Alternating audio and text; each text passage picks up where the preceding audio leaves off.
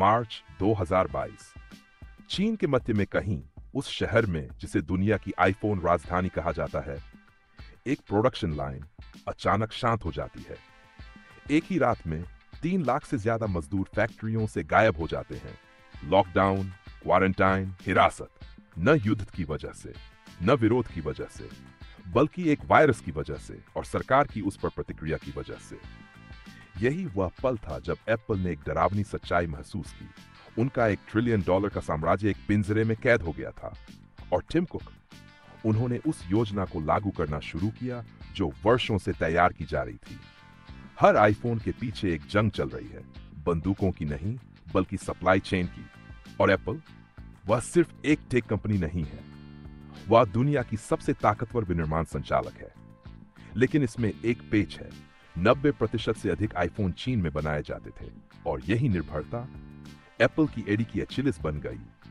जब दुनिया कोविड मौतों की गिनती देख रही थी, टिम कुक चुपचाप एप्पल के सबसे बड़े रहस्य को भारत की ओर स्थानांतरित कर रहे थे। जेंगजो, आईफोन सिटी, एक ऐसा शहर जो कभी इंसानी ऊर्जा से भरा हुआ था। 24 घंटे चलने वाली फैक्ट्रियां, हजारों मजदूर डॉर्म में रहते थे जो एप्पल की $300 अरब की वैश्विक मांग को पूरा करते थे। लेकिन 2022 में आया अराजकता का तूफान। मजदूरों ने विद्रोह किया, वीडियो लीक हुए, हैजमेट सूट्स, बारबंदी। एप्पल ने वो देखा जो ज्यादातर लोग मानने से डरते थे। चीन अब स्थिर नहीं रहा। उसकी जीरो कोविड नीति ने ताकत को कमजोरी में बदल दिया था। यही वह क्षण था जब एप्पल ने अपनी वर्षों से छिपाई गई रणनीति को सक्रिय कर दिया। जब चीन ने अपने दरवाजे बंद किए, भारत ने गलियारे खोल दिए। एप्पल पहले से देख रहा था।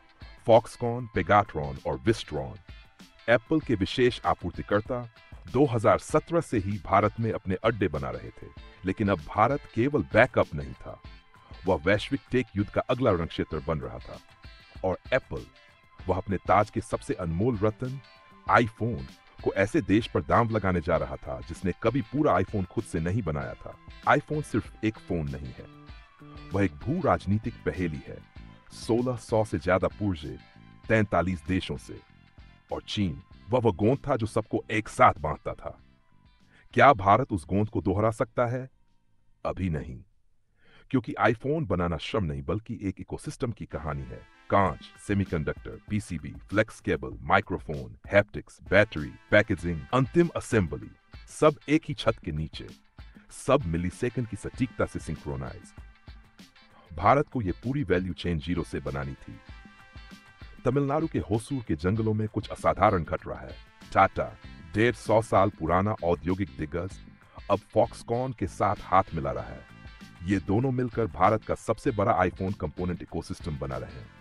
टाटा अब आईफोन असेंबल कर रहा है, जो अब तक सिर्फ चीन और ताइवान ही बड़े पैमाने पर कर पाते थे। ये आउटसोर्सिंग नहीं है, ये रणनीतिक डिकलिंग है।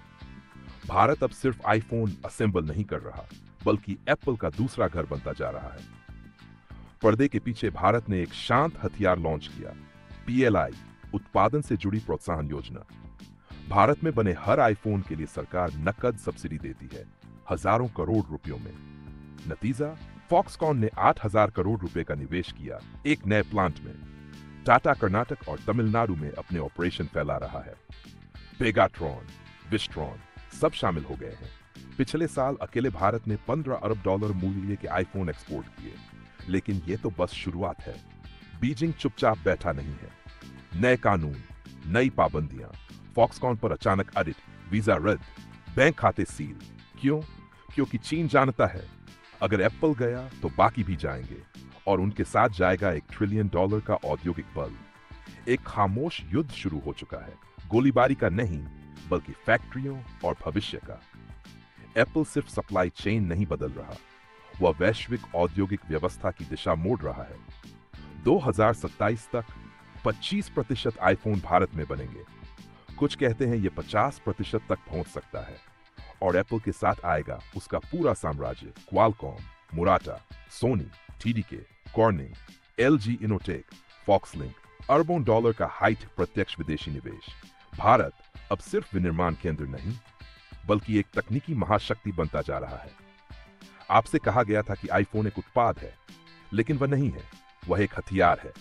वैश्विक पूंजी को दिया गया एक संकेत कि भारत तैयार है, कि चीन अब असुरक्षित है, कि अगला औद्योगिक क्रांति केंद्र शंघाई नहीं बल्कि होसूर, पुणे और हैदराबाद होगा।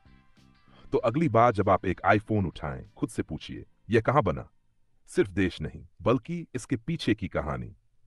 क्योंकि आप जो आईफोन पकड़ रहे हैं, वह शायद 20वीं सदी के सबसे बड़े आर्थिक परिवर्तन का पहला संकेत हो।